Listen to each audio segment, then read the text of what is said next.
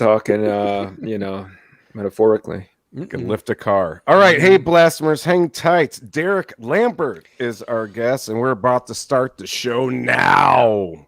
Cock. Hey, Blasphemers, welcome to Simple Blasphemy, where we have the best times with the worst topics. We're three friends that discuss everything and nothing, from wacky headlines to games and trivia. All subjects bizarre and risque are on the table. Our weekly guests range from friends, musicians, and artists to professionals in a variety of industries. We go live on Facebook and YouTube every Tuesday night at 9 p.m. Eastern. Want to support the show? Join our Patreon. You can find it and more at www.simpleblasphemy.com. So grab a drink and join in! It's too late now. This is Simple Blasphemy.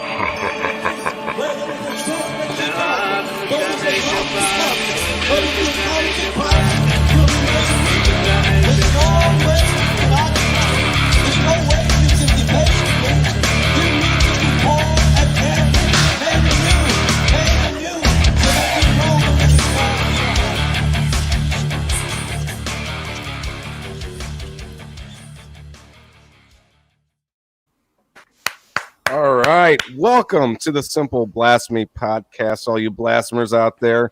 My name is Zack Ward, and I have with me always Andy's. Thank you. Stuck in blue screen death hell. Boom, bleep, boom, bleep, boop. And Mr. Zack Green. I just haven't been feeling like I've been up on eagle's wings lately. I don't know why. A little below the clouds, huh? I don't know. It's a weird place out there today. All right, fine. All the info about this show can be found at simpleblasphemy.com. And if you click that like, share, and subscribe button for this month, you will find your childhood pet, your beloved childhood pet, back It's going to return to you. into your loving arms. Listen for the scratches at your front door. Hamster or whatever. And Hey, it's gear at my door. as mentioned, this week's guest is Derek Lambert. Hey, Derek, how are you doing today? Dude, I'm doing great. Thanks for, inviting me on here. I really appreciate it. Jesus Christ, listen to that guy's audio. It's smooth. Is it sexy? It's like the velvet burp. We aside from everything that we're going to be talking about today, Derek also will do custom ringtones for a very reasonable price. What I hear, anyway. to get to know Derek better, we're gonna spit a couple questions at him real quick, and let's just start it off with this one. If you had a superpower, what would it be?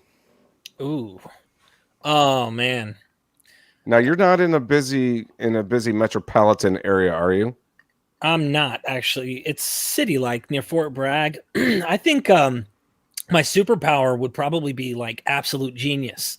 Okay. like perfect knowledge, if that makes sense. That would be something I think would be great. I mean, we could solve a lot of problems. We could fix a lot of issues in society. Over here. Yeah. Yeah, useful. Number 2, what age do you consider old? Dude, I got 3 kids, so I feel like I'm already there. But honestly, I'd have to say I pushed it up a little because I'm getting closer. So I'd have to say 55, 60, somewhere in there. It's getting old. I don't know. Poor Zack. It's okay, man. on his way. I don't care. I don't give a fuck. I'm gonna outlive all of you. He's got like -5 kids compared to all of us. I know. Zack doesn't get a tax return like the rest of us. You know what I mean? He's the one that I still expecting that thank you card from you from last year. I thought I gave you one. You haven't. Sorry about that. All that money and Thankless. all my money. Thankless shit right there. Question number 3 out of 4. What is the worst haircut you've ever had? Oh man. Did you ever do any? Well, this is a new one. Yeah, I honestly, it's subjective. That's a question that's super subjective. I would have to say, I've had hair where I didn't cut it for a long time, and it looked. I mean, like I remember sending the dope dealer a picture of me holding a $20 bag because he would $20 bill because he wouldn't come through to sell me. He wouldn't come through, so I sent this picture, and I remember months later when I got clean, I was like, holy shit, you are ugly. Like, dude, you need to do something with your face and your hair. And Anyway, yeah, that would be the worst, but it wasn't a haircut itself. So shaggy. Shaggy would be bad, yeah, for me. Okay. Last question. What is the worst job you've ever had? Worst job. Man, the lowest paying job I would say would be Food Line, the local grocery store. Nice. But the worst job I ever had, I worked at a car wash in the wrong part of town for a white boy like me to be around. You know what I mean? And I was stepped on, if that makes sense. Like everybody worked there, knew everybody who came to get their car washed. They stole my tips. I was treated like absolute shit. So that was the worst job I ever had. Shut your cracker ass, motherfucker. Exactly. No, that was probably the worst job, but I found a lot of value in that low part in life, if that makes sense. So. Zach Green grew up in Detroit, so that wasn't a specific color. Everyone talked like that for the most part, right? Yeah. Just trying to smooth. Just rubbed off on me. Well, that's a good smooth up in you right there. Smooth that over just a little bit. All right. So we have to give a shout out about Bullet Boys. We have to give a shout out to our top #1 country in the audio only. It's a constant reminder for us that if we do ever have pictures that we have to describe it. #1, once again, coming in at 98% India. Wow. So thank you. Damn. God, it's going up. It's amazing. Way higher than Findlay, Ohio. It's peaking at 98 so far. One day it's going to be total. Yeah, 100. And with that, we have the shout out from Tanner Wirtz. Oh my. Hey guys, Tanner here. I want to give a big shout out to Chris Rock because he taught me that whenever an ex texts me, it's the ghost of pussy past. All right. Okay. So there you go. I have questions about that power box behind him. It just does not seem like the right place to put a fuse box. You talking about back here? No, not you. No, Tanner. Oh God, you're tripping us out. I thought you were talking about one of us. All right, you guys and your fuse boxes behind you. So I actually have one back here behind me, but I don't know how you saw it. I was like, hold on, he's nice. Nice. There's a nice studio monitor. Ultimate knowledge. Yeah. Derek, why don't you tell us a little or introduce yourself in forms of like what you do, and then we'll just dive into your story. How about that? Dude, I'm a human, man. #1, like I'm a human, and I think I have questions that I'd love to have answers for, and I explore those fundamental answers or questions, if you will, we all have to figure out what the hell are we doing here? What is life? Weird shit. And so I started this show called MythVision Podcast, but I should probably back up a little bit. Sure. My father, Green Beret in the Special Forces, retired military, hero. My mom, redneck from the sticks of Florida. And she was Pentecostal and Dad was Catholic. So somehow alcohol got in the mix and they made me. And so I end up in this life where I am now in this body, and I discover about Jesus very early on, but I wasn't very fanatical. We weren't very religious growing up. However, I always had questions like, what's the point of life? Who doesn't ask those questions? And if you don't ask those questions, you're probably just not that kind of person where you're interested in those, what the hell is this? And so I had that from a very young age, always wanted to know what's the point? What are we doing here? Why do I hurt? Why is there pain? You name it. And I ended up getting involved in Christianity because my mom was like, look, I'll take you to the buffet, all you can eat. Just come to church with me. So she was like instilled in her that Jesus is the way, the truth, the life. And the buffet. And the buffet. And the buffet. Yeah. Yeah. So I went. And long story short, I went through life apart from the church. And I tasted both, if that makes sense. Being a military brat, we moved and then we'd come back. And I dipped my toes in Christianity as life went on. But at a young age, I went to this house church where they taught some of the most where Orthodox Christianity would frown upon them. And what the hell are you doing? Speaking in tongues, prophesying, the whole nine you can imagine. And the imagination really kicks in these non-denominational churches, like next level cultic type mindset. It was a woman pastor. I mean, goodness, Paul would have rolled over. He's probably rolling over in his grave. You know, she's a woman. She's not supposed to pastor a church. But so I started off in something very fringe, and gradually she's supposed to ask the man. Exactly. Yeah. That's what Paul seems to be saying, at least, you know? And I didn't know all this stuff. Like, I didn't know any of these things Bible related. Now, did it make you feel good that you're a guy? Because you could have been on the short end of the stick, you know what I mean? Yeah, I guess there might have been times where I was thankful I was a guy, especially when you find out a woman ate the fruit first. You know, how freaking screwed up is that? You know, there are actual Jewish scribes who talk about that, and they're like bragging, "Oh, I thank you that I'm a man," especially during the rabbinic times. They not only thank God that they're a man and not a woman, they also thank God that they're not a Jew and not a Gentile. This is like a common thing later on in history. But yeah, so So what age are we at this point? Yeah, I'm thinking low teens, you know, 12, 13. And I learned about Christianity, and then we moved, and then we come back to this new place, and my curiosity peaked. I'd gone through a little bit of struggle. My father's an alcoholic.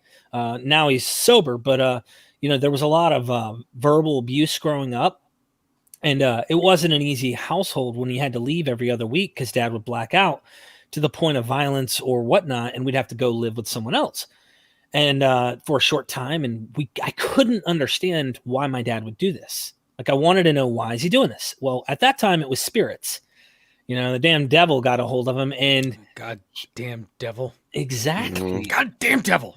Damn Johnny Walker. Damn Johnny Walker, devil, red. Yes. And I thought this for real. I thought, not only that, I mean, why do they name alcohol spirits, right? Duh. So there are real spirits in this thing. And, you know, you get really weird into these ideas that are common. Superstitious ideas like this are very common in Christianity, and it's normal to think that way. And I wanted to learn more. I wanted to know more and educate myself. I don't know why I had that piqued curiosity as time went by. And I remember being at a church, and I'm skipping a little bit ahead here. I'm no longer at the house church. I found that some teachings weren't accurate according to the Bible. So I went to another church to kind of figure out what the truth is. Always keeping in my back pocket, Christianity is the truth, right? That's the truth.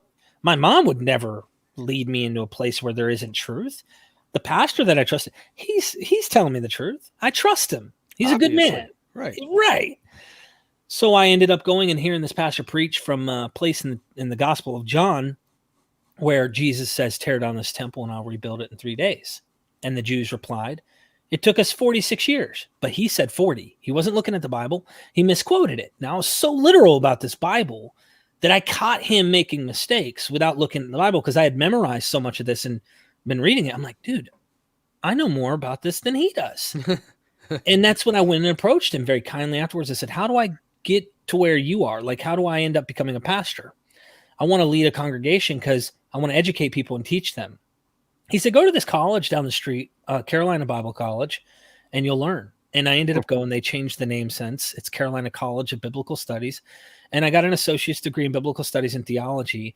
Constantly was a pain in the ass to the professors because I would challenge them on different doctrines. They were Baptist, and I was a Calvinist at this time. So you still do that, though, even though that... Actually, I try not to debate people. I let them come and find my channel, and I will engage a little, but you want to believe in bullshit? You go right ahead. I know that I can't convince you till you're ready. It's like a drug addict trying to speak some sense into a heroin addict who's injecting. And I know from experience, you can't just tell them stop or convince them to quit. It's very difficult to get to that place where they're willing and ready to jump off. And sometimes you can convince them, but it's the same with religion. I saw things from Jesus is the way, the truth, the life. And when I'd watch debates with the Christian and the atheist, I always automatically assumed the Christian was right. Like football teams, who do you root for? That's the fucking winner, and he's better win, and that's it. And I started with an assumption and a bias, and I ended with that. Even if the atheist sounded better, I didn't listen to his BS because he wasn't right. He was always wrong, and I was on the side of truth. Satan? Exactly. So I ended up studying a lot to a point where I stumbled. Well, I need to make mention, I would relapse from time to time. I didn't understand how having the Holy Spirit would end up like taking a few painkillers and would not be able to stop. There was no prayer that could stop me. There was no, I couldn't go to church enough. I'd get high and then go to church. I'd take my pills and go to church. I was trying within the church. All right, let's unbox this really quick, just because. So basically, you're saying you have a very addictive personality, even with researching religion. But somehow, what was the first? Now, you had a drug problem. You've talked about a lot on your show. What was the first into that? Was that painkillers? And if so, how did you come across those? Yeah, so it was painkillers for me. I mean, yeah, I did a double shot of tequila when I was 13 and I felt like I was 10 feet tall, but that wasn't the addiction. The addiction started, I had a headache. I needed a Tylenol. I was at my wife's at the time. She was my girlfriend. And her mom used to tell us, hey, can you go get me some painkillers? I didn't give a shit for them. In fact, we'd go get weed instead, or, get a couple X pills at the time. And we'd just roll on ecstasy or maybe trip on some shrooms or whatever it was at the time. That was what we were doing. And that was it. No big deal. Well, one day I had a headache and I took a Percocet from her to alleviate some of the headache. And sure enough, that was one of the greatest feelings I had ever felt, the euphoria. There's my boy Dragons and Genesis. What's up, Jason? But I ended up getting a euphoria that I wanted to experience again. And so I continued every once in a while finding, hey, those did feel good. And I think when you go through some stuff in life and go through just the shit of life, you find escapes, things that make you feel better. For me, a long time, man, I enjoyed just smoking pot, but it wasn't as damaging at all for me. Like, it was actually sometimes therapeutic. Whereas when I would do the painkillers, it was to a point of self-destruction. I'd find myself nodding out 6 and 8 hours a day sometimes. And I used to chew tobacco or dip, not chew, but, Skull, wintergreen, long cut.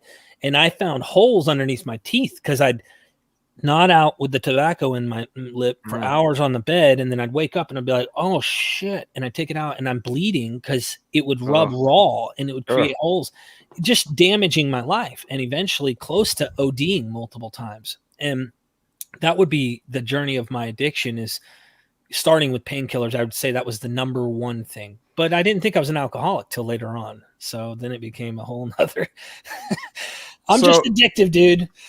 It's okay. You just got to find the productive addictive things, right? That's what you've ultimately done. But my question to you was, for anybody out there that's even listening that may or may not think they have an issue, now what I mean by issue is a damaging or destructive issue. My question is, what is some indicators for somebody that they should raise their hand and say, you know what, I might need to talk to somebody before I go any further? That's a good question. I mean, let me just put it this way. It's obviously subjective. I didn't think I had a problem when I was still stealing stuff out of my own house that I bought 2 years ago with my own money, taking from my own kids and family. I didn't think I had I knew it was a problem, but I didn't realize the severity of this. That's how blinded I was. Let's start with the basics, right? Is that substance or that thing causing an issue between you, your relationship, and the persons or people that you love? Your mom, your kids, your wife, your friend, whoever it might be. Relationships are super important. And disconnection obviously causes a lot of people to go into depression and self-medicate like that. So it's not a moral thing.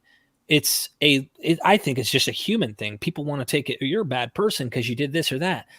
Honestly, put the middle finger up and walk away from people like that. Let them learn some life themselves and then come back. Because right now, you're probably just going through some things, and I would go see someone like a professional, a medical counselor or something like that. So if I didn't know I would evaluate and say, look, my relationships aren't right. Am I doing this too often? Am I getting drunk too often? Have I been lying or stealing to do this? That was what happened to me. I went into a detox to get off oxymorphone, which is Opanas. It was like a few steps below actual heroin, but it was legal. And when I went in, they had a pamphlet. They fucking tricked me, man. They had this pamphlet and they're like, read this, and started reading, and I answered all these alphabetical A, B, C, D, and I was filling in the blanks. And at the end, they said, if you answered these questions, then you are an addict. I was like, what? No, I They just gave you an assessment. they assessed me and They it was dropped a an trick. assessment on you as a trick. Dude, they got It's me. like good. those- That is It's like ethically those- delicious. It's like those scratch offs, that you automatically win every time. Like, wait a second. Oh my God, I have to show up to this place at 9:00 in the morning on Sunday. I get a car. I didn't believe I was till that actually scared me, because when you go in there, they talk about insanity. You're like, okay, am I insane? And I really thought, you can imagine how addictive I am and how deep I go into things.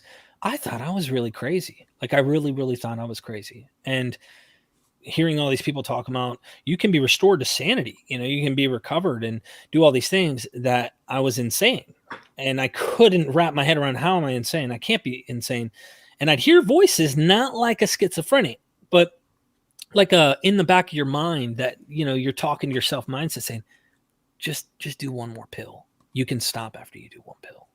Like that kind of Right. Everyone has that voice in their head, kind of talking to your self-consciousness state. It's the little devil on your shoulder. Right. Yeah. And I ended up finally, of course, after many years, I think 10 years of wrestling this man, I finally made it out. What made you? How did you get out? When was a line in the sand where you're like, okay, I'm finally over this hill. I'm starting to go up a different one.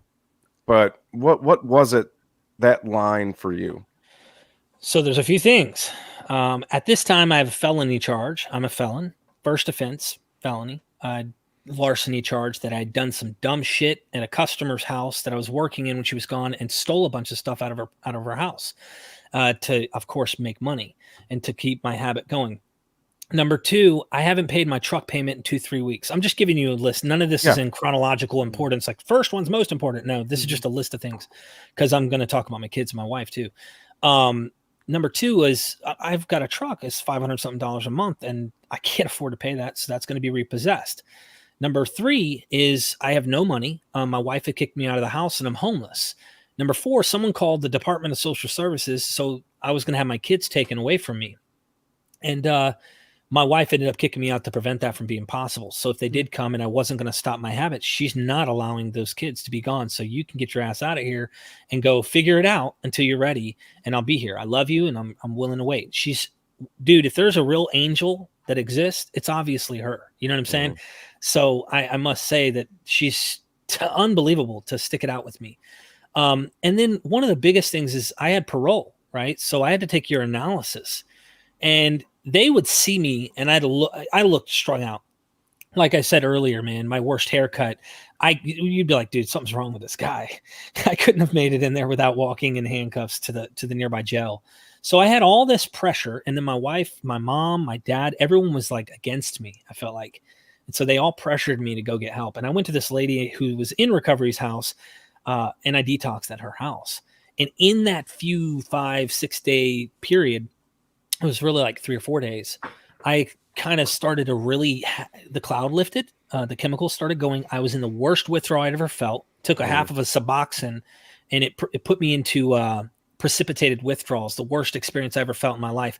To all at once withdraw off heroin. It was really fentanyl and heroin. But then I said, hell no, I don't want to live this way. But the fear in my mind, I don't know if you guys can relate, I couldn't control how I thought. Like, you got to think, how crazy are you when you don't want to do this to yourself anymore, but you keep doing it? And you really don't want to do it, but you end up doing it. That's what really made me go, what the hell? Something's wrong with me. I don't know what's wrong. It wasn't I'm a bad person. I was sick.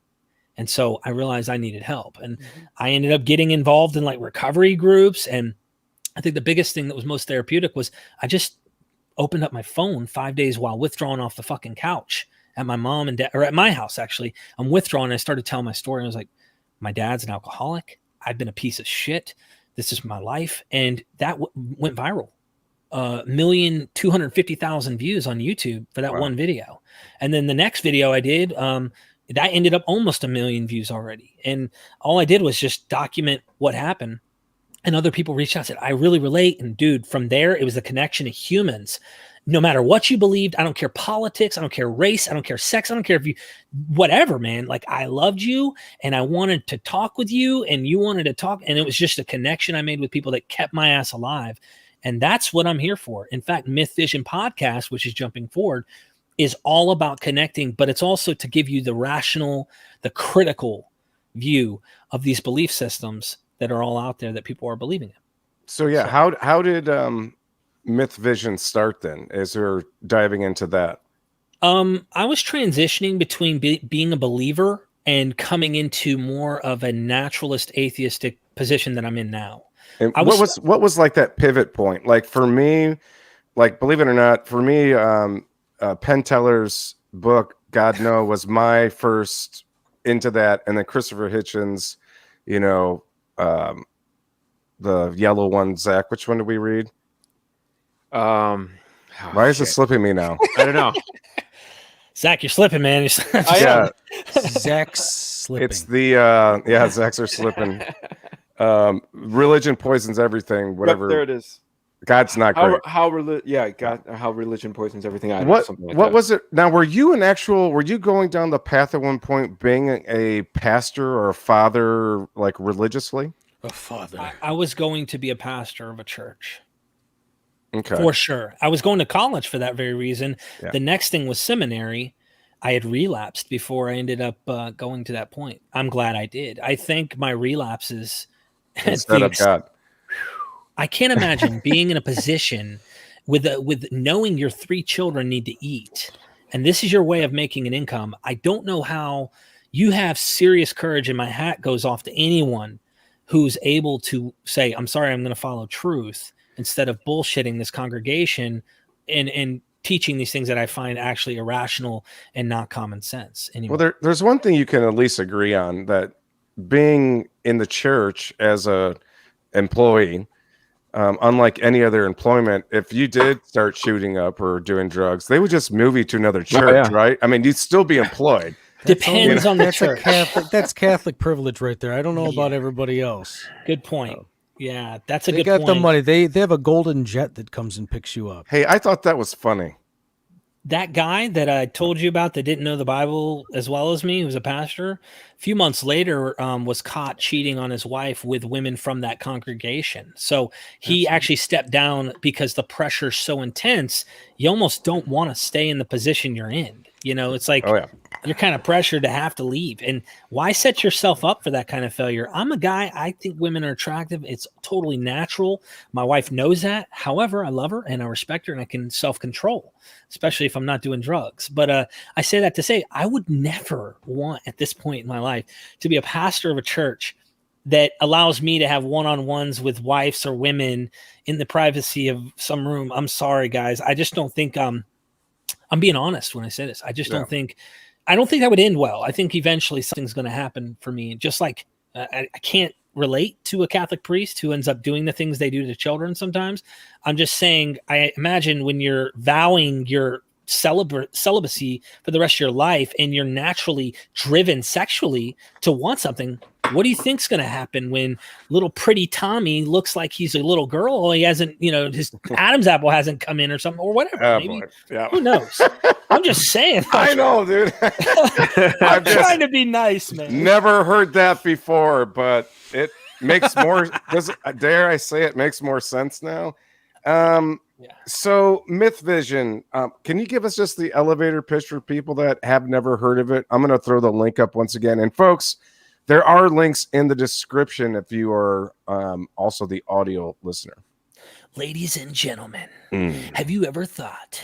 I'm just kidding. Look, this is the thing. MythVision is going to talk about shit you will not hear anywhere else. We go into places you just don't hear anywhere else. Now, I'm not saying it isn't out there, but what I'm saying is we cover all of this stuff all of the time by experts in the field and various scholars on various topics. One example, I mentioned this on the phone with you, Zach.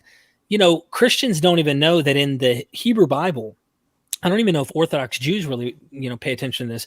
Yahweh, being a storm god, actually has a fight with Leviathan, a dragon, who breathes fire. In your Bible, he breathes fire. He's not a crocodile. He's not some other natural animal. It's some type of majestic. And he does have a podcast channel called Dragons in Genesis, by the way, folks. In fact, I've actually interviewed Jason, folks, and that's his channel. So everyone go subscribe to my friend Jason. He's been on my channel and he talks about this very topic, this very subject that I'm bringing up here. But there's many, many examples of this, like various teachings about Jesus you won't hear. Christians are only they got one package that they're going to teach you, and it's kind of an orthodox position, unless it is orthodoxy. And if it's fringe, it's fringe, but they're still usually superstitious in believing that these things are factually true. What we do at MythVision, though, is there's parts in the New Testament, for example, where the author writes, brethren, these are not cleverly devised myths as some would suppose. Pause. Hold on.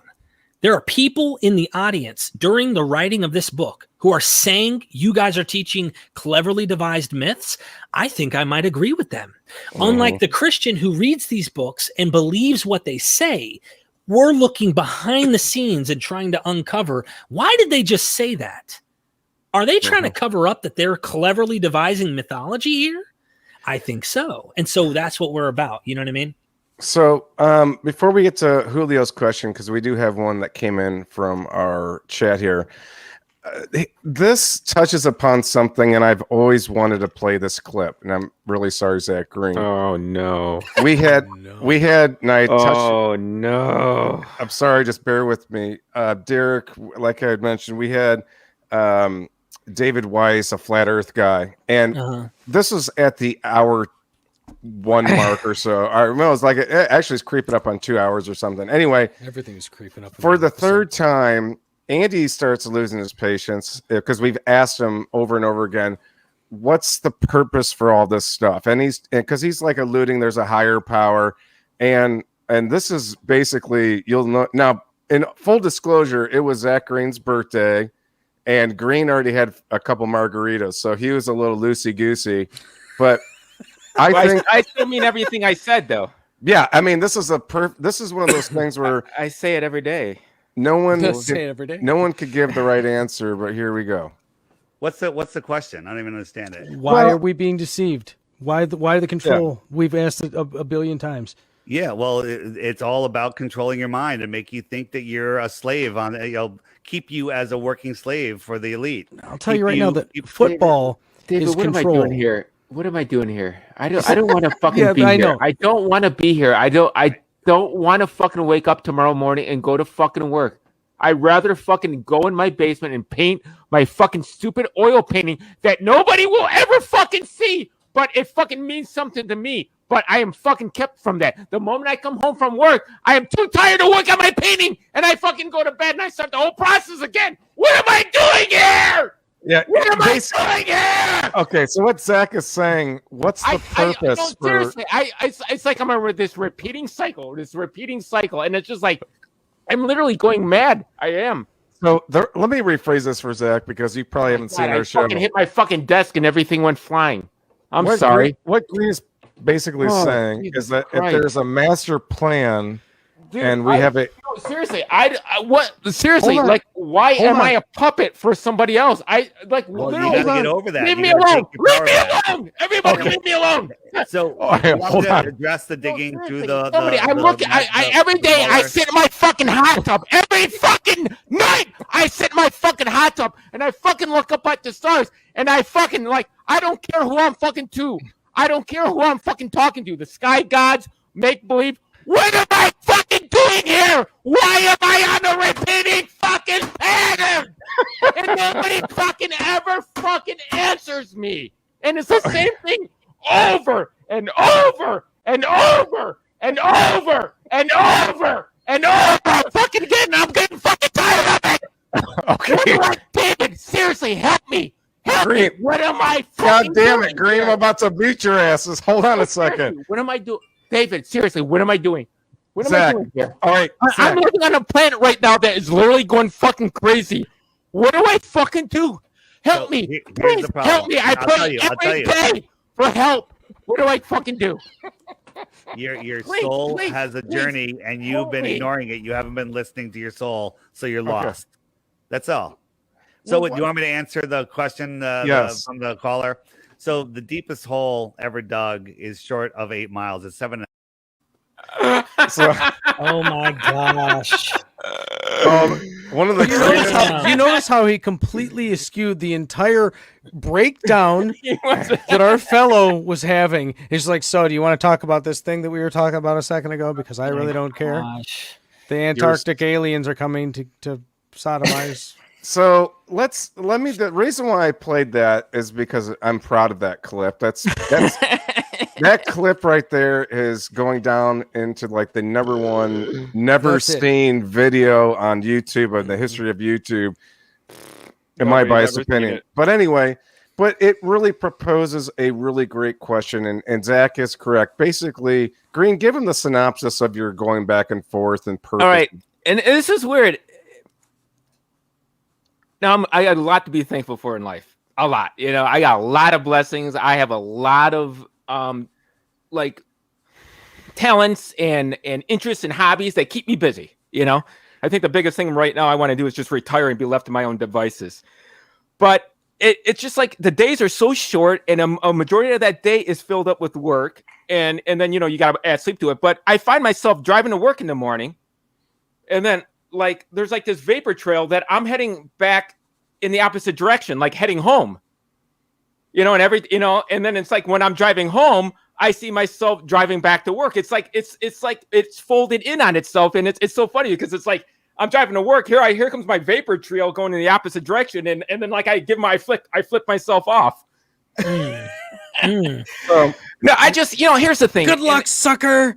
No, it's just ever since I remember this way back in nursery school. It's just like I had my own shit to do, and like when you have to devote, and that's what life on this planet is, a large part of doing shit that you don't want. Like in the beginning it was school, and then it was work, and I remember I even had 2 full-time jobs at one time just to because I wanted a fucking house early on, so I got 2 full-time jobs. But it was just like, it's like, oh man, I got other shit to do. It's like, you go to this thing and you do the same thing over and over and over again. And then, you come home and you're tired, and it's just like, oh my God, time to go to bed. And like, damn it, I didn't even get to the part where I wanted to get to. Yeah, so I mean, it's just like, I can understand that's relate. life. No, that's life. I get it. That's life. Derek, can you speak to that? Yeah, I mean, look, that's human. That's so life. You're right, Zach, and I can relate to that, man. I worked this construction job prior to doing this. Guys, I'm trying to make MythVision full time, where it's something I actually love to do, because I've done everything I can to provide for my 3 kids and my wife, man. And I remember driving every Monday morning at the ass crack of dawn, 4 a.m., go pick up 3 of my employees. They're hungover probably. I got to fucking deal with their bullshit, make sure they're out of their hotel every morning and back in their hotel, and wake up in the middle of the night sometimes with people knocking on the door, they're fist fighting outside. Just the nonstop job that I had was such a harassment on my life. And I was away from my kids. I traveled. I was not at home with my children. And so I got so depressed. I had mental breakdowns from time to time, and never relapsed, though. I never relapsed. I never went and used or drank or anything for me, because, dude, for me, that's to die. I just can't do that. So I can relate. I think finding something that I was able to do that I enjoy. And not only that, I had to balance, man. I had to find multiple things. Like, dude, when I get off of here, I'm probably going to go play Assassin's Creed Valhalla right now and talk to Zeus. You know what I'm saying? And fucking play with Odin and play some video games just to escape reality. That we makes all the want All-Father very happy. Thank you. Yeah. And I like I have no problem doing the daily chores that, not only work when you come home, there's stuff you have to take care of around the house, but it's just like you take care of this whole day of stuff that you're really required to do or you're responsible to do, and then you're like, oh cool, and then it's like, oh, it's time to go to bed, or oh, I'm too tired, I got it. It's just like, no, I need more hours. I have no problem doing that other stuff, but it's like I run out of time and I get frustrated. Let's background be fair. Zach is a jack of mechanical trades. He fixes and he actually not refurbishes, but brings back to life old school pinball machines, classic arcade games. So muscle cars. Wow. His basement is literally a small little like arcade. We actually have pictures for the podcast anyway. And then he's the master luthier guy at our job, and he fixes guitars all day long. So he's actually doing a lot of stuff that he loves per se. It's just that, you know, he loves a lot of stuff. I got so many things I want to do that, you know, you have to do this. That's that's the problem. He has too many things he wants to do. You have to, you know, you have to to do the chores, you know, to keep a roof over your head. But then you run out of time. It's like, no. And I'm in the basement working in my workshop, and I mean, I'll fight. I'm like, I'm not going to bed. I'm not going to bed. And then it's like literally, it's like somebody's turning the light switch off. I'm like, no. And then I find myself on the floor, you know, in the bathroom. I refuse to go to bed. I think the difference between what I'll say and the flat earther might say to you would be this. Yeah. He thinks someone's controlling you and there's this dominion of power, secret Illuminati, who knows, NASA means lie in Hebrew and all the BS, right? That you hear constantly espoused. I would just say, look, you love your passions, make more money, and hire someone to handle the chores that you need done, and then do what you fucking want to do. You know what I mean? No, I know what you mean, because I have been doing that for the first time in my life. I pay somebody to cut my grass. A lot of, you know, we have 3 cars, you know, and they always need maintenance. I don't do that anymore. I pay somebody else to do it. So I know what you're saying, because people look at me and are like, hey, you ought to do that. What the fuck's wrong with you? I'm like, well, there's only so many things I can do. All right, let's dive into a quick question from Julio, and then I have a couple MythVision questions because that's my thing. Julio says, question, I am of the position that there is no truth, quote unquote. What compels Derek to use that word regardless of what it is on the opposite side of the table? Good point. So when I define the term truth, what I mean is finding out what the fact about the matter is.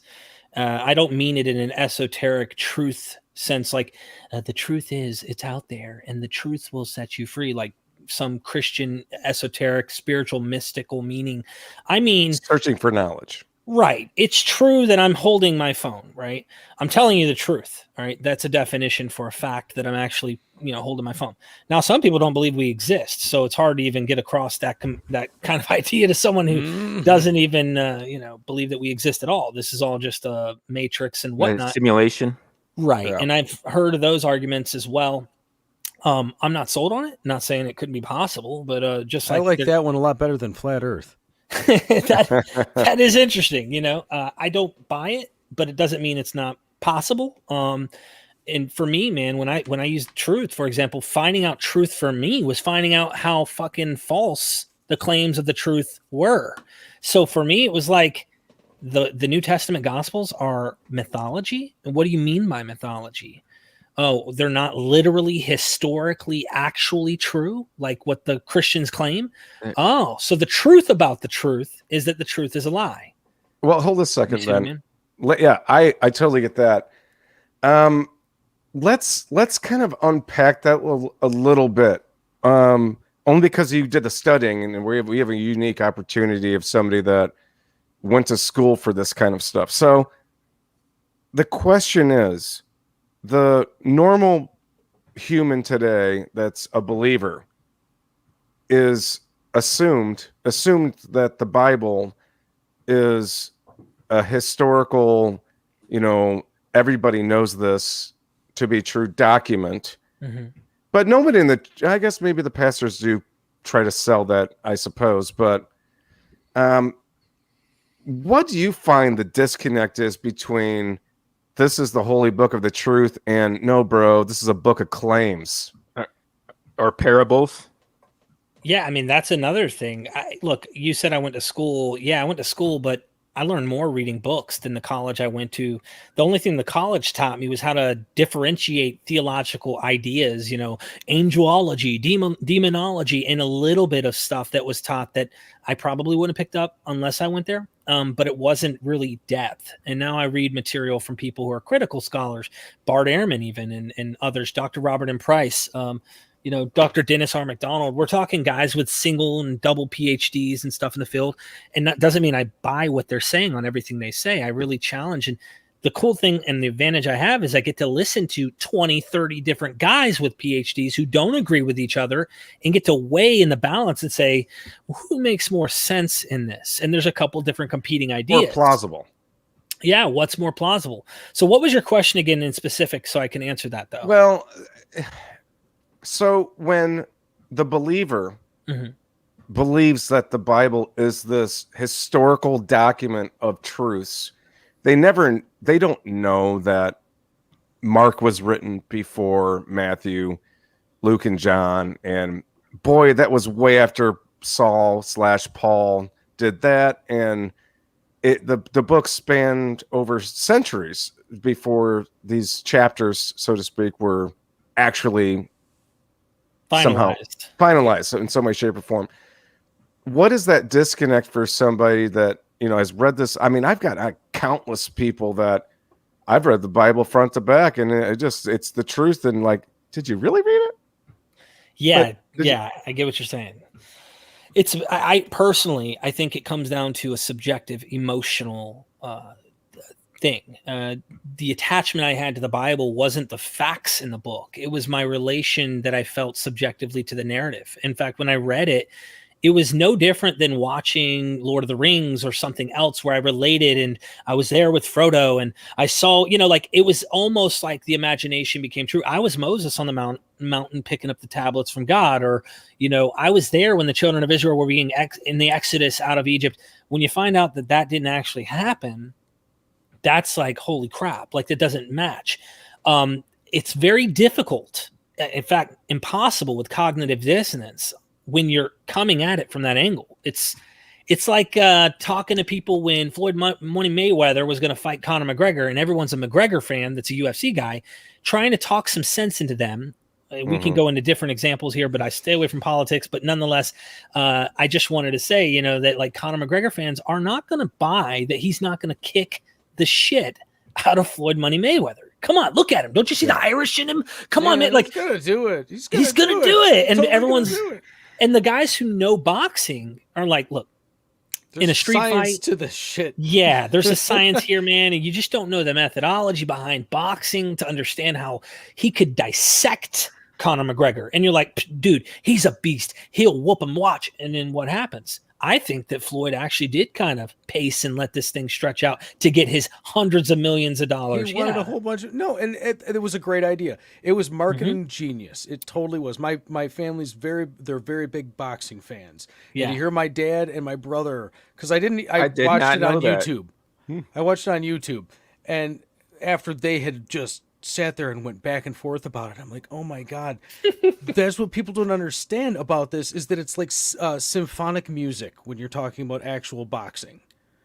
It's the gentleman's sport, and then you have the UFC thing, which is like, yeah, man, but I can use my feet too. Yeah. Yeah, but you can't do that in the boxing, which makes it at a disadvantage. It takes half of your body out of the equation. I can't tackle Floyd Mayweather. But that's my point. You start off with Conor's going to win. And you can't see him not winning. It just isn't imaginable. In fact, you're willing to bet your money on it, this and this and that.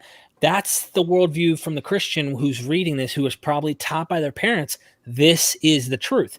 Or if they didn't learn that from their parents, they ended up in a tough spot in life, like I have been, and many of us have gone through hard things. It seems like Zack recently has been going through. I'm just kidding. I'm just teasing. It's normal life for me. So they end up showing up to some church, and there's always some witch doctor who's in a suit who says, you're broken. Oh, I know I'm broken. My fucking life sucks, man. I've got a remedy. There's a guy who lived 2,000 years ago. Could you believe he died and actually rose again from the dead? And one day you will too. Who doesn't want to come back? I told you this yesterday on the phone, Zack, that's the most fundamental thing. Like, none of us want to die. I mean, none of us are like, yeah, I can't wait to just die. No, like Christians do. My mom says she can't wait. Well, why doesn't she do it then? There seems like there's people that just can't wait for like the Armageddon, like the Great War to happen, and so it can be over. You know what I'm saying? There's I people do kind of want to be alive. At least to me, seem like they just can't wait until the end times happen so they can. I want a hoverboard. I'm going to tell whatever that means. Fucking nurse to roll my goddamn chair out on the porch so I can watch the Inhumanity like a man. I want I don't think it works that way. I want a Back to the Future hoverboard, some above the lava. You know what I mean? Yeah, that'll help you stay alive. Yeah. That'll be radical. A little bit long. Yeah. No, So- you brought up the second coming. Oh God, we want to rabbit trail into the teachings of the second coming. Everybody likes to come twice, but please tell us right. This guy right here is somebody worth looking into, Dr. Dennis R. McDonald. And it's not just this book, but how many times have you had him on? Now, probably 6 or 7. I don't think anyone's had him on that much. Maybe this is a really good time. Can you give us some of the highlights that people can go back and check out? Like, my favorite one is Dr. Carrier. So any time that he's on, for the most part, anybody's show, but I watched him on yours. What are some of your highlights? Name dropping, I guess. With scholars? I've had John J. Collins on, and he's a serious guy in the field. So if you do any research into critical scholarship, Dr. John J. Collins or Professor John J. Collins, he's no joke. And he sees through the BS. He doesn't look at it with bias, superstitious concepts. He's really looking at this thing, trying to uncover what's going on. Dr. Robert M. Price, obviously. I've had Jason Folks on here, Dragons in Genesis. And actually, a lot of people love the way he teaches. He goes to the scholars too, and then to the sources and tests things out, just like I do with looking into this stuff. I don't have the time, though, to do the research he's doing in the way that he's doing it. But you really should go check out his material, and he's on my channel. I think Dr. Carrier, this is the difference between Dr. Robert Price, who's a mythicist, which means most likely they're not like they know Jesus didn't exist. No, most likely the probability that Jesus did not exist in his view is that it's more likely he didn't than he did, a historical man named Jesus. Dr. Carrier is in the same boat. Dr. Carrier, if I wanted to ask a question, I wanted an answer, like a direct answer from someone, I would actually go to Dr. Carrier and say, Dr. Carrier, what does this mean, or what is the answer to this? And Dr. Carrier will shoot it to you, and he doesn't explain. He just straight to the point and says why real quick. How do I get to the mall? Okay, you go left, straight, right, you're there. Okay, cool. Dr. Price will say, let me take you on a journey. And at the end, you're like, okay, so what's the answer? And he's like, make up your own mind. I think it's this, but you might have better conclusions. And I'm like, it used to annoy the hell out of me because I'm like, dude, tell me the answer. Like, what is the answer? And he'd be like, he'd do this mental gymnastics where you're really traveling with him. And he'll say, well, in this document, and then here in this source, and one of the scholars thinks this, and this is a plausible hypothesis. And you're going, what is the answer? And it used to annoy me, but now I know he's a serious scholar on that level where it allows you to think for yourself and to really come to conclusions and say, is he right? And so for me, I think that I've had hundreds, probably 300-400 videos with Dr. Price. I've also had probably 7 or 8, maybe 10 videos with Dr. Carrier on my channel. Those have been like the number one videos. And I was a mythicist, but now I'm actually agnostic on the question. Though I have my leanings where I think it's probably most plausible, in my opinion, that there probably was a guy named Jesus who existed. And that was coming from me where I once thought not too long ago that he didn't exist at all. So, let me challenge you on this one as a question. If I recall from the Historicity of Jesus, I believe that's where I got this from, and that's Dr. Richard Carrier. I think it's 7 out of 10 boys in Jerusalem around the time of Jesus had the name Jesus. It was extremely common. I can't recall what the exact. So one would say it'd be like today's modern day equivalent to Zack. Sure. We are 2/3 Zack. So the question is, that's a good point. when somebody says to me, the likelihood there wasn't a historical Jesus, just for the simple fact there's a whole bunch of Jesuses out there to begin with. Jesus or Jedi. I just. Cheesy or Joshua or whatever, Joshua Barabbas. Even in that story, you had Jesus Barabbas. I mean, anyway, the question I would have a hard time.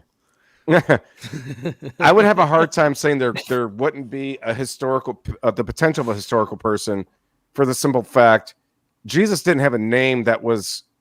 Let me rephrase that.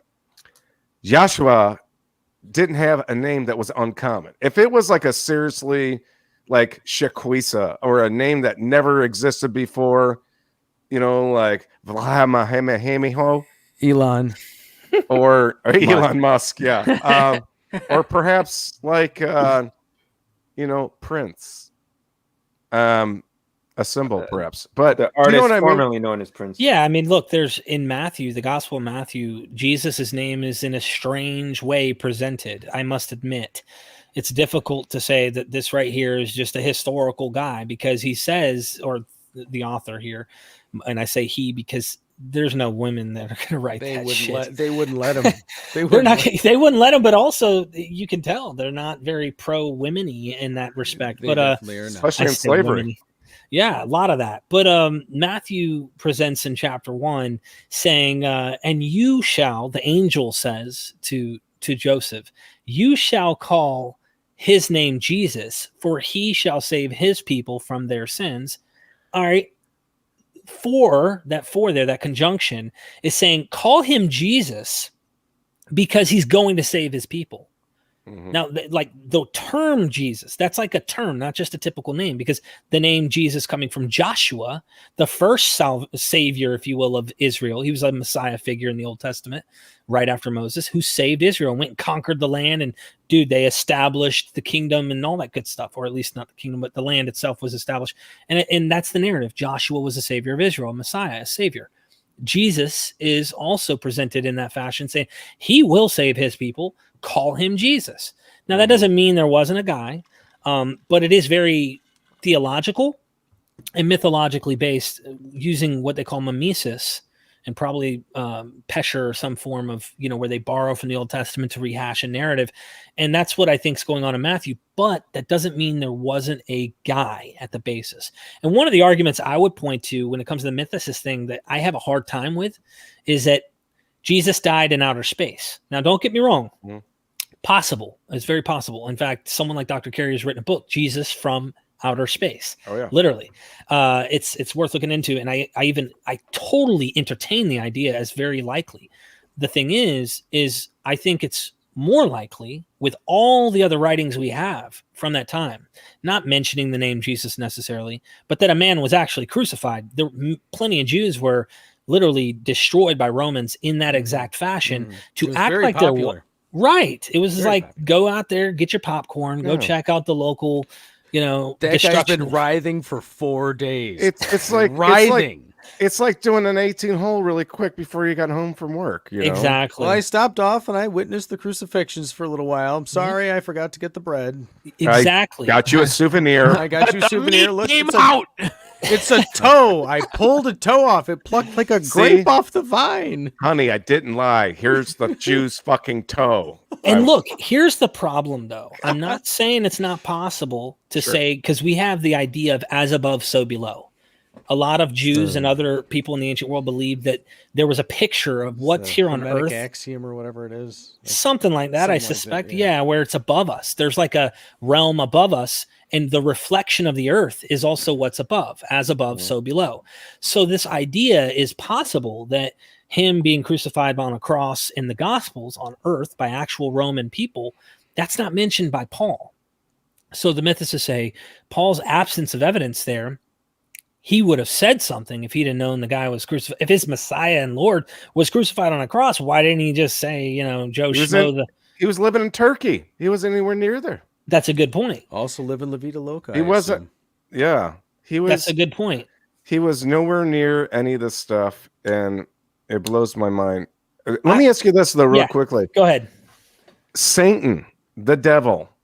Like, how Oh, he's real. He's Weasel boobs. How powerful is he, though? Like, if God and Jesus were like a 10, where does the devil fall into that as it relates to powers? Like, what are the powers the devil doesn't have? Like, you know what I mean? Because he can go into people. I mean, he's been in movies and exorcisms and like, Pornhub and things like that. What powers does the devil not have? So he's really, really shoddy when he's doing it with his tail. Because he's still around, according to these guys, right? That's kind of interesting you say that. I mean, if you look at it from that angle, to take this serious in what you're saying, Jews have the concept that Satan, Ha-Satan, is actually an employee of God. He's not an enemy. He actually works for God, works for Yahweh. And Job paints the picture well at the book of Job, where Satan comes down and, he's like, hey, where are you coming from? Yeah, hey, to and fro from the earth. I'm trampling in and out of it, going to and fro, kind of like gypsies like or carny folk. In the Muslim religion, they have these spirits that wander the wilderness, and it's kind of that mentality that Satan takes upon this weird genie. We call that type local drunks in our neck of the woods. Yeah, that's in the ancient world, I don't know what you'd call that. I guess like a genie type figure. But anyway, he's fulfilling the wishes of God, and God's saying, yeah, well, go try my servant. He literally tells him to go beat up Job, but don't touch him. And then he's like, hey, you know what? Fine, go touch him. Like a competition. And challenges them. I bet you cannot break my number one person, is what God says to the devil. And he ends up doing just that, hurts him. And so he works for him. In fact, over and over, that's the mindset of Satan that you see throughout the Old Testament. So, but I'm just asking you, if you're a believer, like, where's Satan's powers on a scale of 1 to 10, if God and Jesus are a 10? Because if he can jump in between, like in Job, and he could just go and murder Job's family, his livestock, and all this other business, he has to have powers. Only the powers. When I was a Christian and I was a Calvinist, it was only the powers God gave him. So this comes to the fundamental issue of evil. Cahoots. Why does evil exist, right? So when I was a Calvinist, I had to overcome this mindset, and I never really did overcome it. I tried to ignore the fatal issue of this position. Why does evil exist, and how did it happen to come here? Christians want to say free will. They want to argue God. They want to defend the God of heaven and earth and all that. They go, God didn't do that. He gave you free will and you fucked it up. Okay. I came to the conclusion he didn't put Adam and Eve in a garden and didn't know that in a few days a serpent was going to come that he put in the garden, by the way. He created it all, and that this serpent was going to trick his own creation. It was in my mindset as a Calvinist who believed in predestination. There are references in the New Testament that say Christ was crucified from the foundation of the world. Like before God created the earth, he planned to have his son come to save humanity. So that means he's playing toxic games. Yeah, he literally made this world so this shit happened the way that it did. And that's what gave me comfort was, well, God is in control. He literally created the world and knew that all this was going to happen. Every rape, every murder, like that kind of crazy depth of thinking, all that was planned. So Satan only had the power God gave him. In fact, God had all power. And I went to Isaiah 45 where he says, I create light, I create darkness, I create good, and I create evil. I, the Lord, do all these things. Calamity. You can interpret it that way. So God ended up having a pool party. Most people didn't know it, right? He had a pool party. Many people drowned. And that was a reset from, he said, this is getting out of control. This Minecraft level sucks. I'm just going to start a new seed. I'm going to go punch some trees. You know what?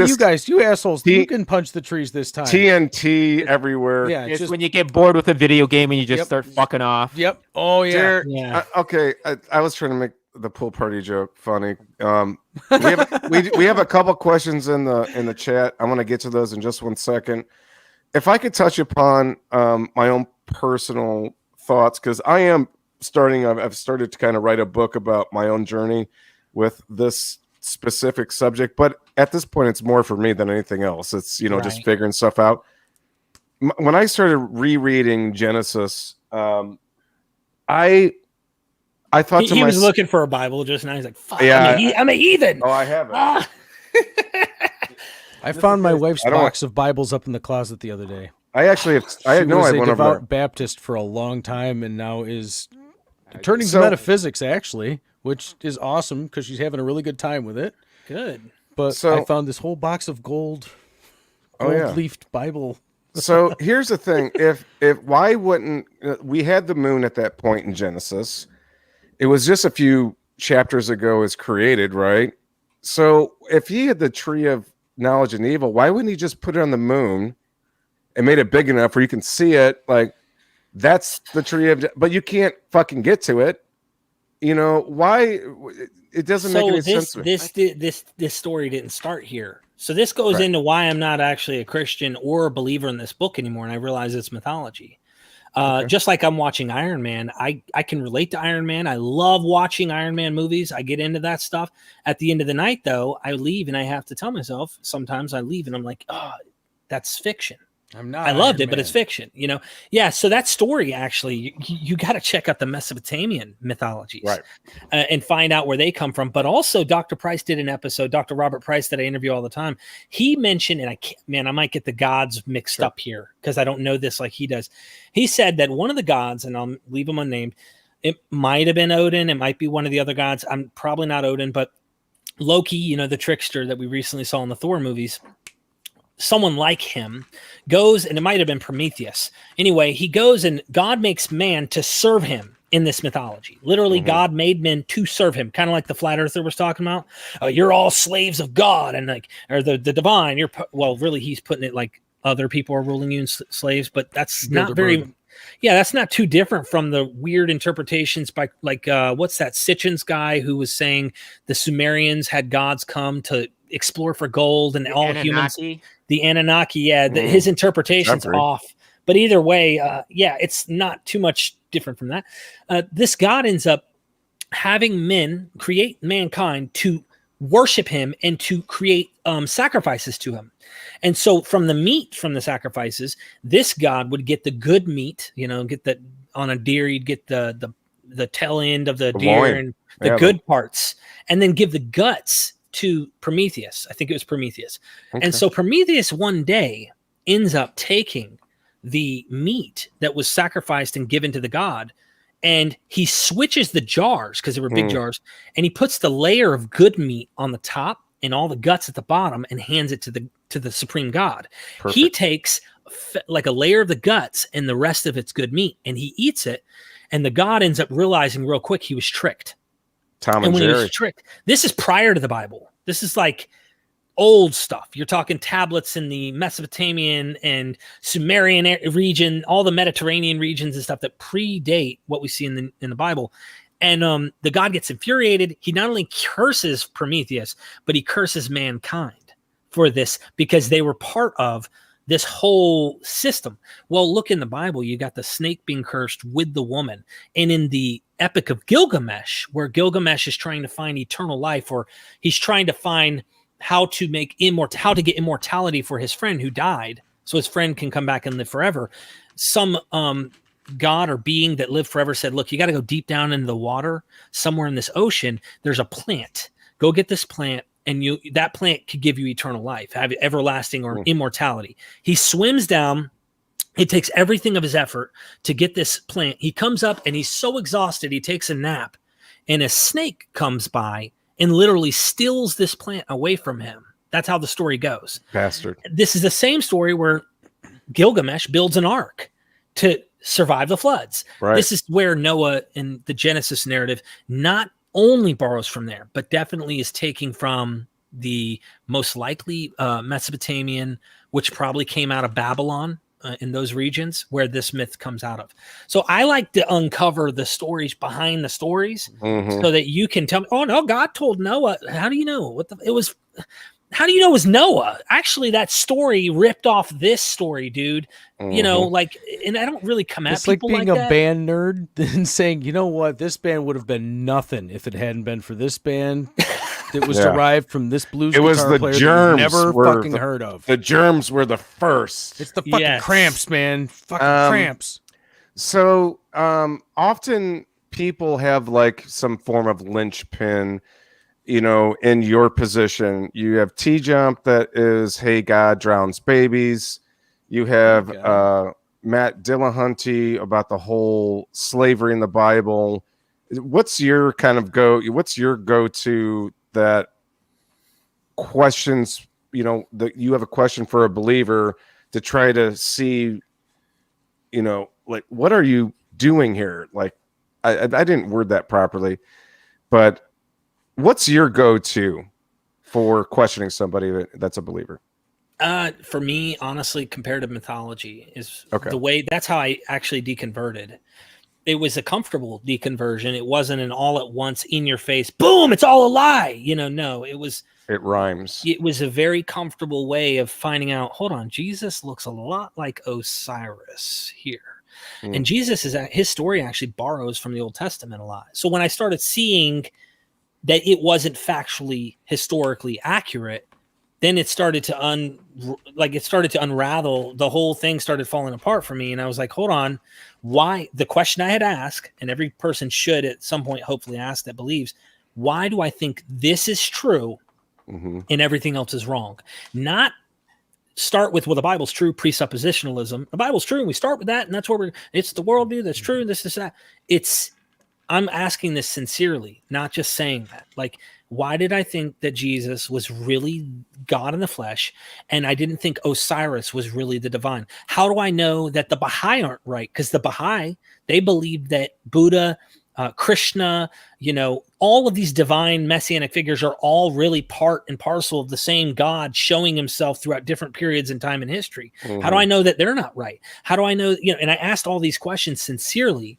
When I finally came down to it, my deconversion led me out realizing, no, God's actually bigger. This was my mindset.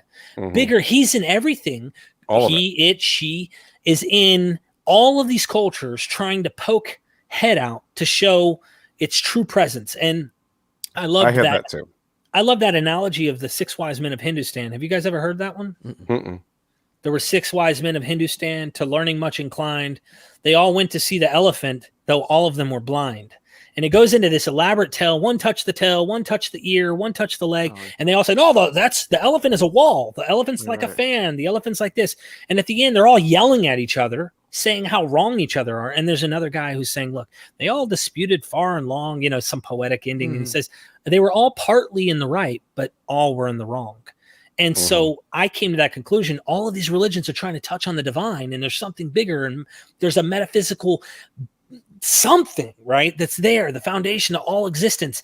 And it's all poking throughout cultural history. And I went in that angle. But then naturalism came in front of me. And I said, hold on. Are there explanations with what we can prove plausible, that have better evidence to explain the evidence that we see? Is there a natural explanation? And I started investigating naturalism. And I don't mean it as like an ism, like a religion. I mean it like did we actually evolve? I don't think many Christians actually digest what that means if we did. The implications of evolution are so intense, they don't even know what they're swallowing. They don't even know if they come to that conclusion. And they want to act like, well, God was in the old process, when there is 13 million years ago. Whatever. His mouse and just clicking them Photoshops. Copy paste, control. Alt. Let's just for due respect, we have a couple questions here. Let's just do these really quickly. Okay. Julio, I'm going to get to you in just 1 second because I know you're here. We have Michael. Let's see. The Archangel, or? I think so. It's like, yeah. It doesn't make much sense that Satan works for God, including in the New Testament. He murders Job's whole family, which and causes a plague to come upon Israel because they counted themselves. Could you speak to that? There's 2 accounts. The first one, go read Job for yourself. Everyone, go read it for yourself. You can tell him and God are competing in a sense. Right off the first couple chapters, by the way. Yeah, but he can't touch Job without God giving him permission. Right. Okay, so one can say, okay, he's not working for God like they're on the same team necessarily, but he is the accuser. He is the accuser. Was not even interested in any of this. If you read Job, he wasn't interested, and God kept poking him. Yeah, God did say to him, "Where you been at? In to and fro from the earth." He was calling him yellow. He said, have you tried my servant Job? Yeah. But in the second part, I want to address that because anyone could go read Job and come to that. That's like a common thing to kind of look at. And I would obviously recommend looking into this further from critical scholarship, not just from a believer. Even check out what Orthodox Jews think about Satan. They'll tell you the same thing, that the New Testament Satan is not the same as the one that is portrayed in their Hebrew scriptures. But as far as the whole idea that numbering Israel, that's an account that's in Chronicles and in Samuel, the book, 1 Samuel or 2 Samuel, I can't remember, 1st or 2nd Chronicles. There's 2 accounts. In one of those accounts, it says that Yahweh, the God of Israel, incited David to number Israel. In the other account, the same exact account, it says Satan incited. So there are Christians, and you got to look at what's called Marcionitism or Marcionism. In 2nd century Christianity, there was a guy who said the God of Jesus is not the same as the God of the Old Testament. In fact, that's the war, hateful God. And he was the creator of the demiurge, which gets into this whole, I don't even want to get into all this stuff. But anyway, that God is not a good God. The God of Jesus is a good God and a loving God, not the God of the Old Testament. That's an evil God. And he would look at, I suspect, we don't have any of his writings, but Christians who are Marcionite thinkers, there's a guy on YouTube who actually does this, go to these verses and say, see, the exact context has Yahweh, Satan in the different verse. So they're equated in this way. I don't think that's really accurate, but nonetheless, that's an argument Christians make.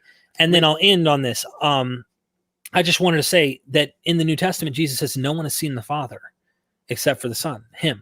That's not true. Moses saw God, according to these stories. Many Old Testament characters, Abraham, etc., they all saw God. But Jesus is saying, no one has seen but me.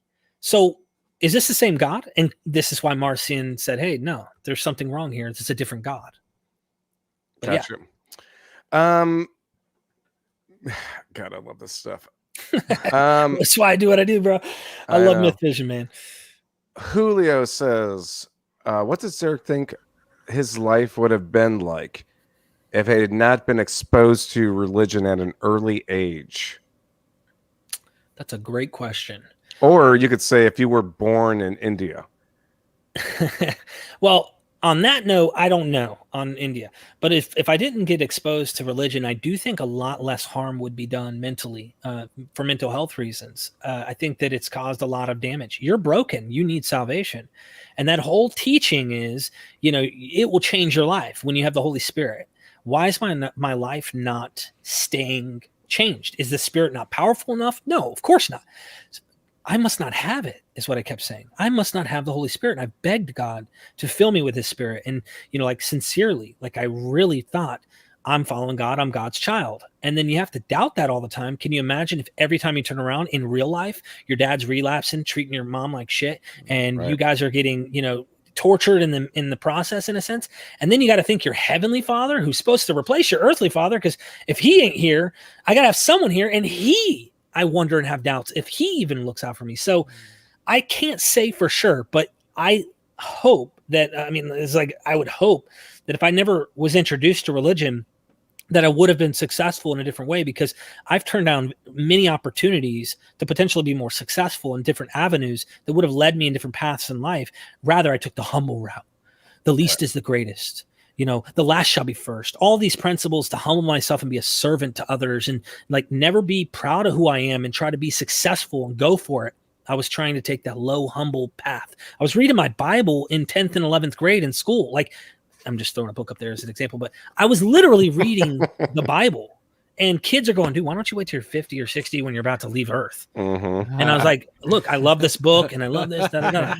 Zack Green, I like that mentality, actually. Zack Green, really quickly, and you were going to in religious type of schooling when you were younger, and you used to talk about at an early age you would get random boners in class.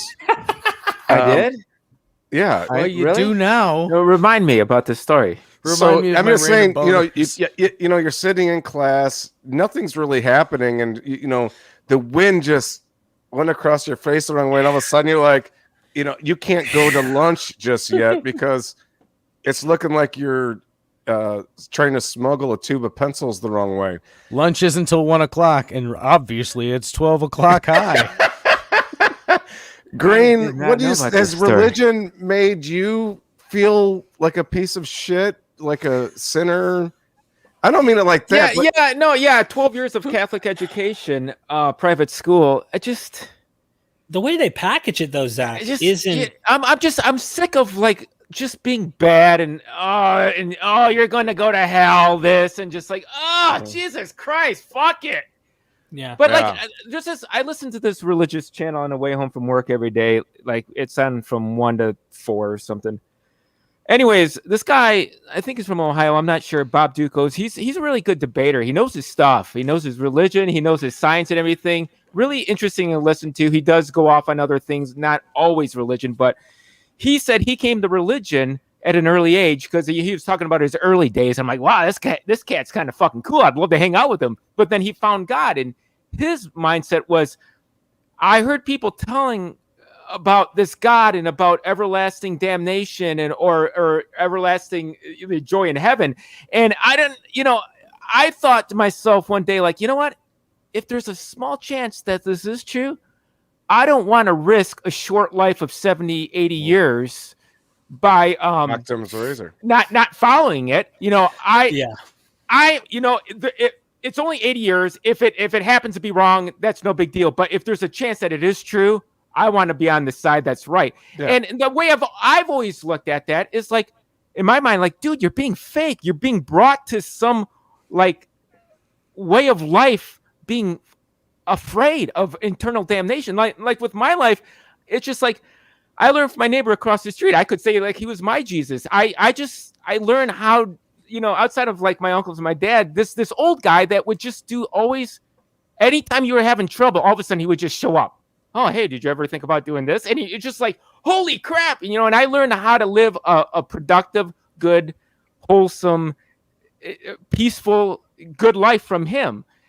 But like this Bob Duclos guy would say, well, no, that doesn't matter how good you are. If you don't accept Jesus Christ as your savior, you're going to go to hell. And I'm not going to take that chance.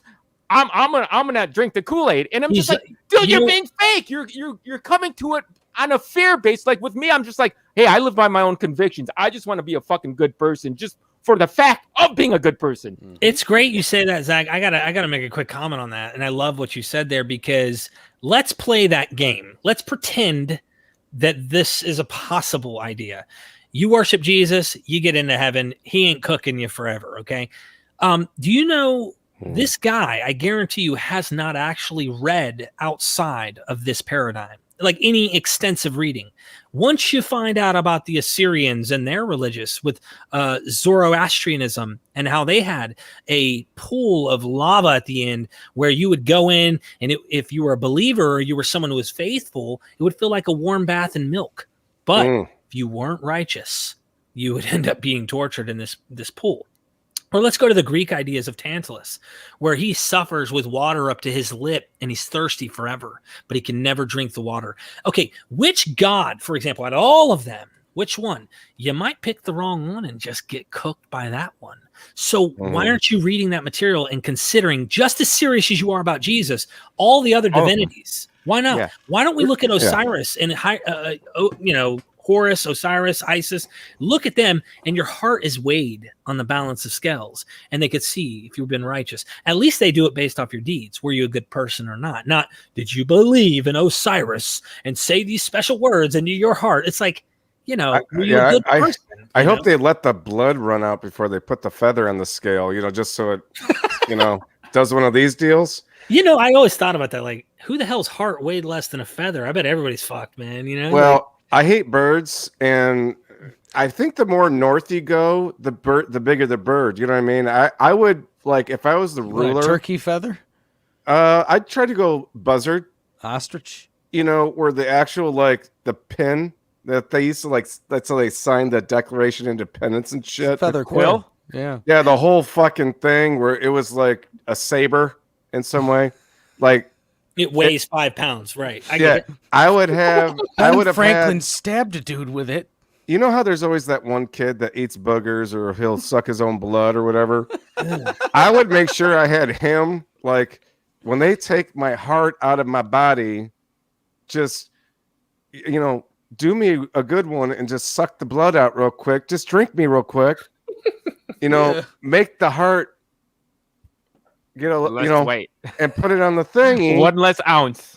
Can somebody just get a dehydrator and just jerky that motherfucker? Make biltong out of my heart, right? No, is but that a Motley Crue song? Zach, seriously though, you brought up fear. You brought up fear because that's really the root of this. I mean, it seems like this guy who's super religious was brought to it out of fear of, and it's like, well, you're fake. I just want to be good and righteous and do the right thing just for the mere fact of being that way, whether I get punished in the end or I get rewarded in the end. Yeah, I just want to be that person. But hey, I don't need any outside forces like, oh, I'm going to punish you. Oh, I'm going to reward you. Yeah, but Fuck you know that. what? There's. I think that we all. Let me just ask this question to the panel. I think that it's when somebody is weighing the option of like a horrible situation, like damnation, hell, whatever it is. And we all live on Earth, and Look what's happening with fear-based. Well, I'm just saying, like society our right now. our you know, no matter how gifted you are, you're always going to have some difficulties. It's not just smelling the roses and so on. But when someone's faced with the fact of damnation and in heaven, I think that humans gravitate towards, I can imagine fucking hell. I can't imagine like heaven. You know what I mean? Like no anybody can give you extreme details on what the worst case scenario in hell is, whether it's, you know, up to here with water or someone's chucking boogers at you or whatnot. But nobody can seriously give you like, you're not going to believe it. You're like orgasming all the time. And there is your whole shit hurts the whole Dude, time. You're actually, just jizzing constantly. Muslims, man, 72 virgins, bro. You know, you just never. But everybody knows that. So I want now, 72 uncomfortable sexual. Yeah, that's 72 stains on 72 the bed, disappointments. 72 stains on the bed sheet. But the thing of it is like nobody could say what that heavenly thing is. Like I was saying, like I can imagine it. Yeah. Yeah, easily as I can easily imagine hell. I imagine heaven to be that comfortable area of where I don't have to wake up anytime soon.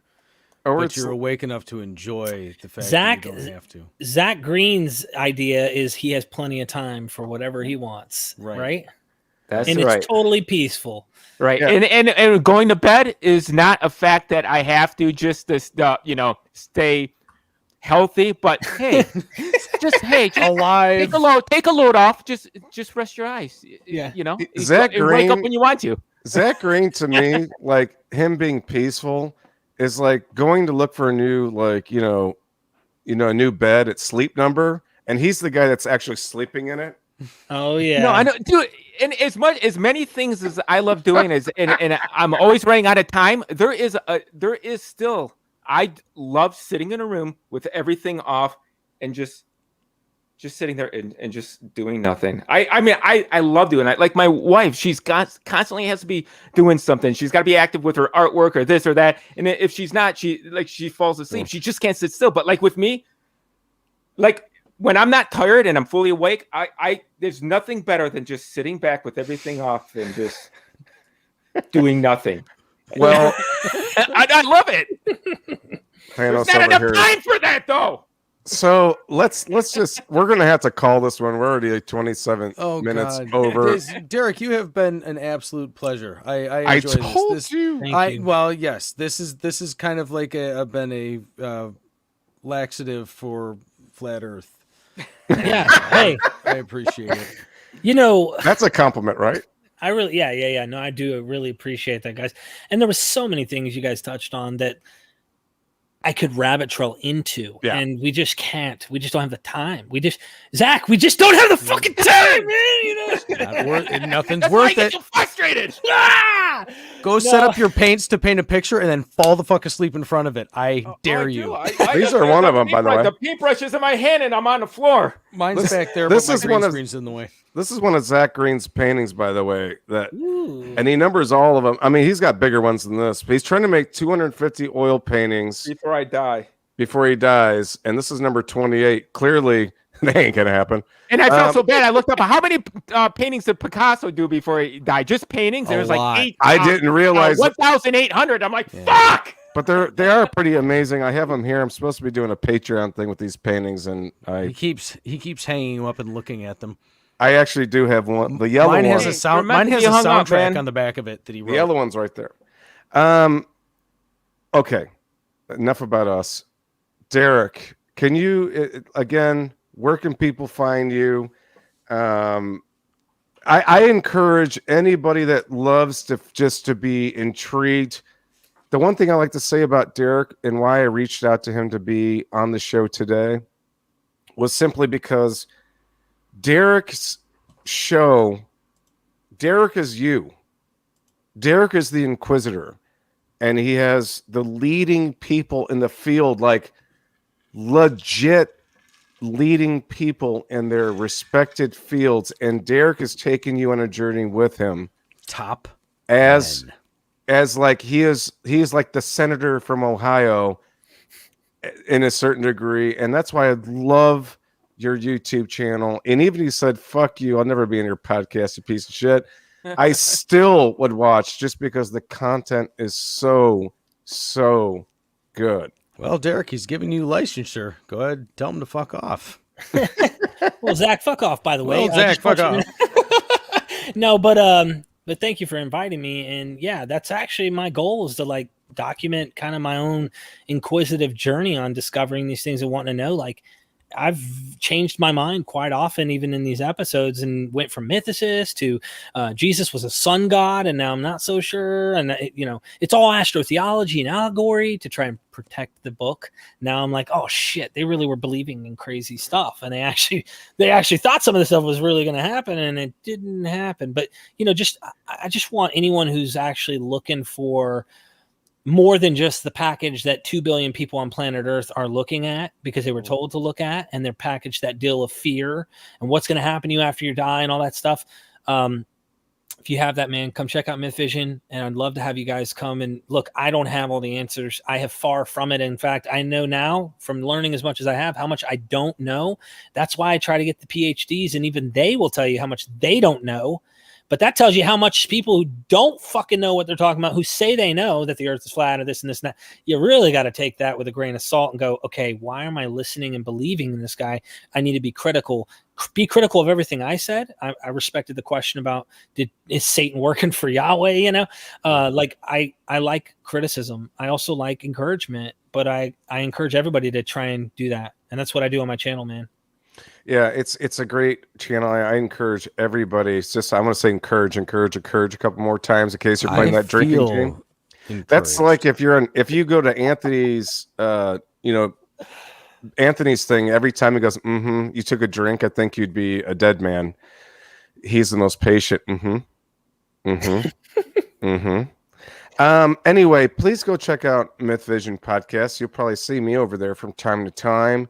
And I think what the nutshell of this episode is, because we didn't do any dick or fart things like we usually kind of do, more so. Not enough time for it.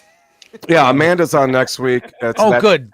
Nope, I won't even say it. I was going to say fart, dick, fart, but yeah. The takeaway from this for me is that if I were to take one thing away that we were taught from Christianity, that would be, a race.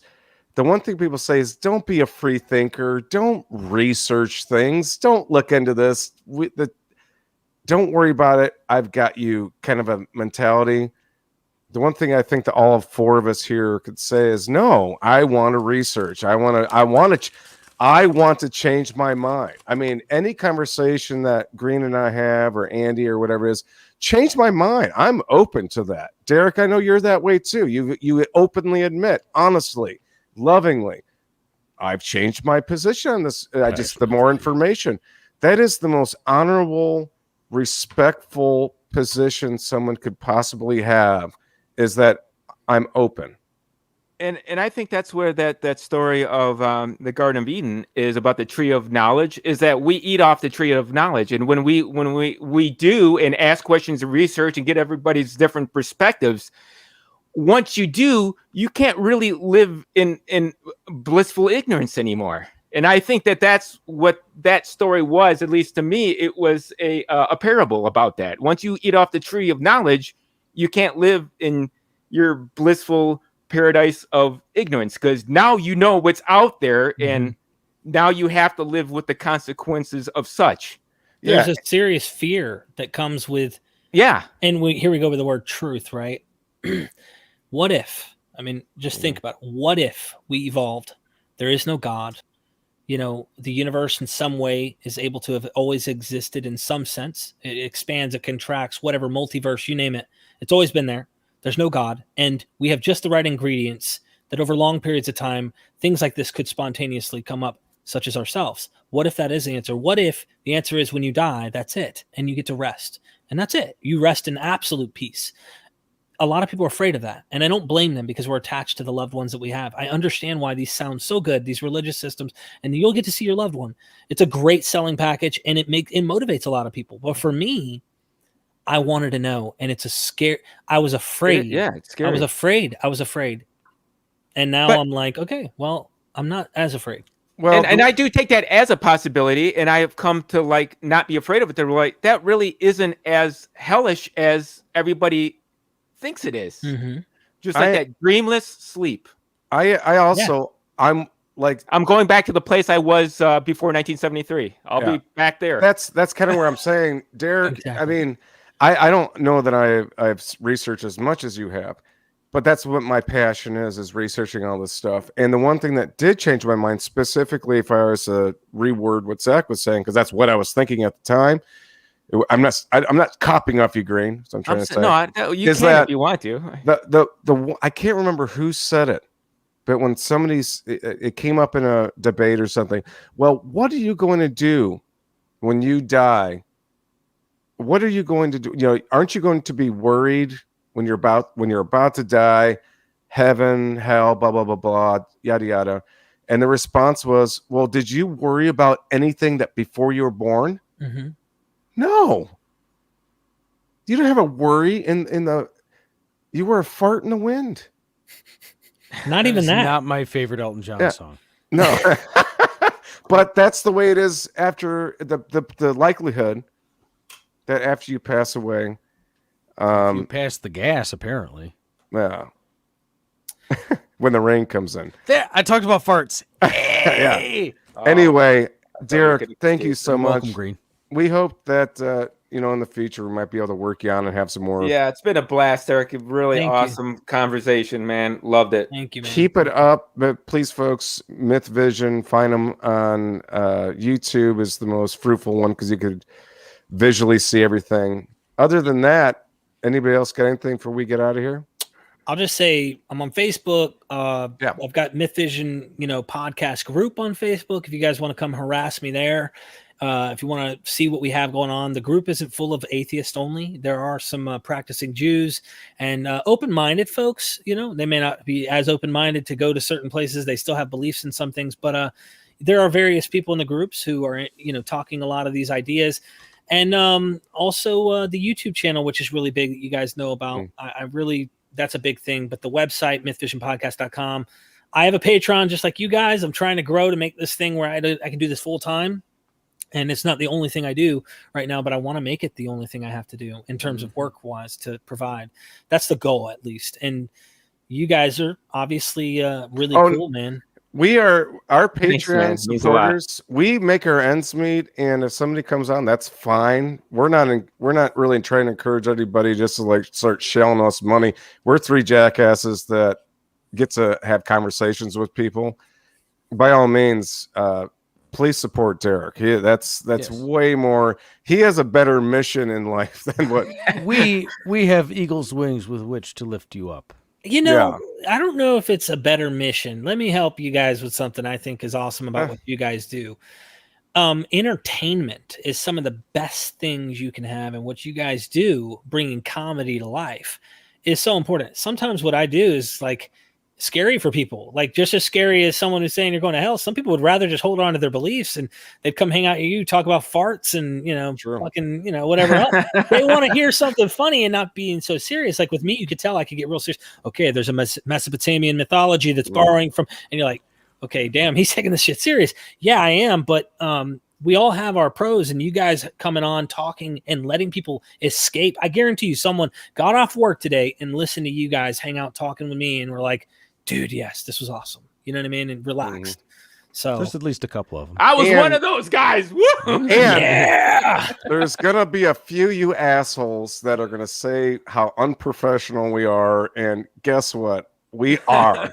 Yes. I don't give a fuck. Yeah, I mean, honestly, don't care. This is our bowling league, and we hope that you come bowling with us every week. That's just about it. Better balls, baby. Having said that, we got to get out of here. Hang tight for 1 second, Derek, and we will see you guys next week with Amanda. It's that time of the month with Amanda next Tuesday.